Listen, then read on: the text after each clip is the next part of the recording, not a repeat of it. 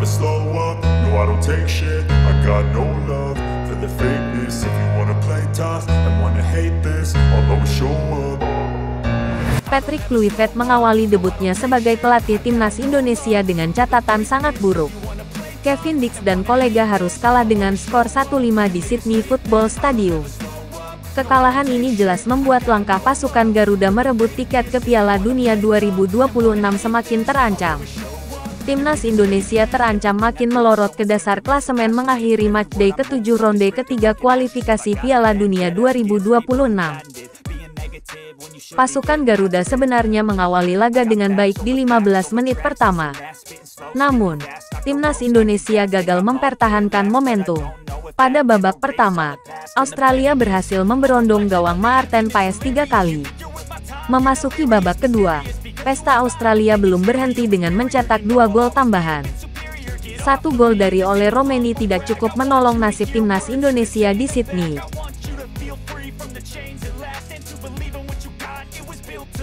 Tentu, kekalahan ini buntut dari kesalahan Patrick Kluivert dalam menentukan strategi bermain untuk pasukan Garuda. Berikut adalah rentetan blunder yang dilakukan Patrick Kluivert sepanjang laga saat melawan Socherus. 1. Garis pertahanan terlalu tinggi. Patrick Kluivert lupa bahwa lawan yang mereka hadapi adalah Australia yang merupakan tim langganan Piala Dunia. Pelatih asal Belanda tersebut menurunkan pola 4-3-3 dan langsung memperagakan permainan garis pertahanan tinggi. Tim sekelas Australia tentunya berhasil memanfaatkan momentum tersebut melalui sebuah serangan balik. Hal ini terlihat dalam gol kedua Australia yang dicetak Nissan Velupillai di menit ke-20, yang memanfaatkan kelengahan lini pertahanan Garuda mengantisipasi serangan balik. Inilah alasan mengapa Sintayong memilih pasif dalam bermain dan mengincar serangan balik saat memimpin timnas Indonesia di ronde ketiga. 2. Tidak menurunkan gelandang petarung. Pada era Sintayong, satu gelandang petarung pasti diturunkan untuk menghidupkan lini tengah pasukan Garuda. Ivar Jenner kerap jadi starter untuk menjadi perebut bola dan meringankan tugas Tom Haye di lini tengah. Pada laga ini, Patrick Kluivert menurunkan Tom Haye dan Nathan Chuaon yang lebih stylish. Alhasil, lini tengah pasukan Garuda lebih mudah ditembus. Bola-bola cepat dari pemain Australia gagal dicegah oleh keduanya masuk ke jantung pertahanan timnas Indonesia. 3. Menurunkan Nathan Chuaon jadi bumerang. Patrick Kluivert bisa jadi menelan ludahnya sendiri dengan menurunkan bek kiri Swansea City tersebut. Sebelumnya, pelatih asal Belanda tersebut mengaku hanya ingin memanggil pemain yang punya banyak menit bermain di klubnya. Pasalnya, pemain 22 tahun tersebut hanya main sekali di Liga Inggris bersama timnya musim ini. Warganet langsung khawatir melihat namanya ada di 11 pertama lawan Australia di pos gelandang tengah.